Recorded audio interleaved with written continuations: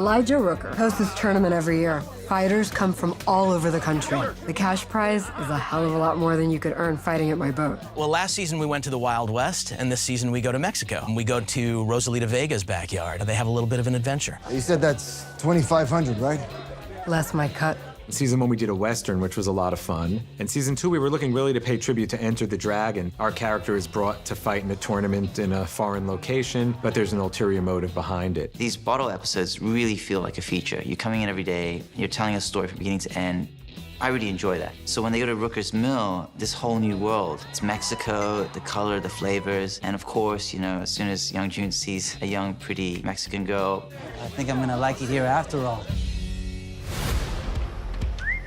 Training for the fight scene was really quite challenging because you're fighting 3 guys and I'm kind of skinny and I'm not really like that strong, but I have a weapon and I can like surprise them in different ways with it. The way I fight and the way I move says a lot about my viewpoints on life.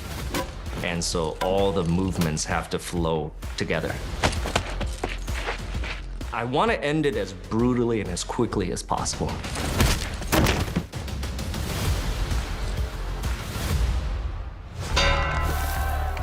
You ready? So young June has never been a big fan of Ah Sahm fighting in a tournament in order to save our Tong. Because the last time I bet the fucking farm on you, you whiffed it. However, we're in a very sticky situation where we need to make the money in order to save ourselves. Whatever you do, don't lose. So episode 6, we had to just dive straight in. And then we got Michael Bisping in there as one of the fighters. He was a right laugh. Finished. We did a lot of freestyling and we had to just work together as a team completely and go, okay, we have to cut this out, but we need a finishing move for this, so how do we do this? Maybe we could try this out. Let's try this out. I think I've got this move. Yeah, that felt like a fun episode. Vega is quite confident. Not necessarily that he's gonna win, but that he'll make it to the final rounds. She's been seeing him for months now fight all these different types of fighters and just winning and winning and winning. Vega is different. Her thing is guns, actually. All of the fight training has been helpful as far as floor movement, with flips and with kicks. But what she really excels at, guns.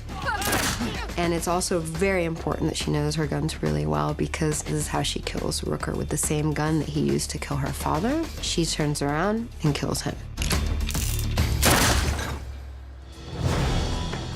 Episode 6 really is Rosalita Vega's movie. It's her story, it's her backstory. We knew when we introduced the character of Vega that ultimately she was going to have to die, because Vega represented to Ah Sahm kind of the promise of America. Ah Sahm got to America, all he knew was Chinatown. But with Vega, he realized there's a whole other country out there, there's a whole world out there. Dealing opium, fighting for the Tong. I've known my share of gangsters, and you're no gangster. Just as Ah Sahm kind of came to understand the promise of that, Vega's taking from him. So I guess this is goodbye. It doesn't have to be. You don't have to go back. For Vega, this is a suicide mission.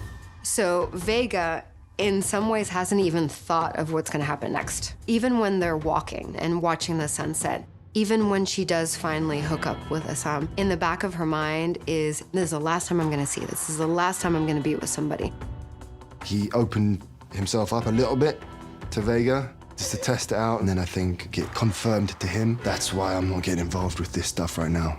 It just made him go, okay, back to business.